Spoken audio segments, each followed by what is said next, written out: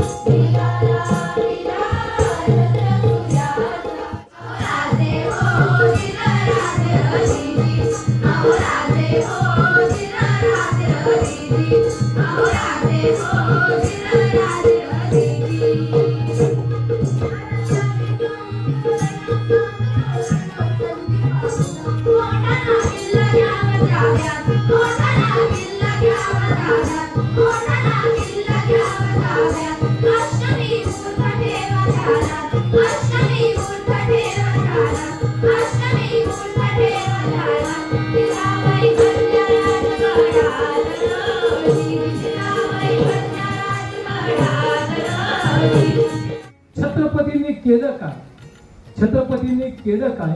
मातीमध्ये रोवले पाय उभा केला माणूस असा सागरामध्ये दीपस्तंभ जसा खूप छान आहे इंग्रजीमध्ये ते आयकॉनिक कविता मानली जाते तो असं म्हणतोय की woods are lovely dark and deep but I have a promise to keep and miles to गो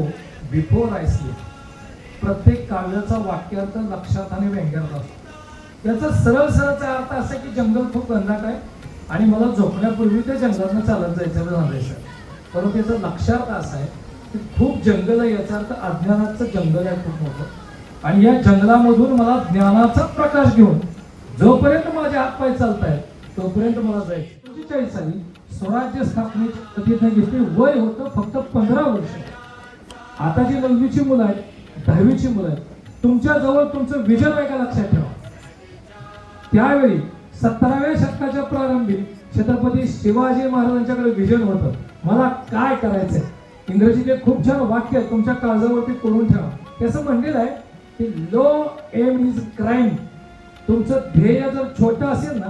तर जगातला सगळ्यात मोठा त्याच्यापेक्षा मोठा गुन्हा कुठला नाही लक्षात ठेवा विचार करताना भव्य विचार करा महाराजांनी असा विचार केला नाही की माझ्याकडे 4 परगण्याची जहागिरी आहे पुणे सुपे चाकणी इंदापूर बंगळूरची जहागिरी ते इकडे व्यंकोजी राजे सावत्रभाऊ बघत होते म्हणून मी असं करेन व्यंकोजीवरती केस ठोकेल हे 4 परगणे बंगळूरचे 5 परगण्याची जहागिरी झाली चिकार झालं 5 झालं किती लागतंय पोराबाळांना खायला असा विचार केला मला भव्य काहीतरी करायचं आसमानी आणि सुलतानी संकटामादीची संता माझी जनता इथं अडकलेली आहे या सर्वांना मला याच्यातून बाहेर काढायचंय मी केलं काय जे झोपले होते ते जागे झाले जे जागे होते ते उभे ठाकले जे उभे होते ते चालते झाले आणि चालणाऱ्यांच्या हातामध्ये स्वराज्याचे निशाण आले आणि प्रेरणादायी कार्यक्रम यशस्वीपणे पार पाडण्यासाठी अनेकांचे मोलाचे योगदान लाभले मेरुमणी तू राजर्षींचा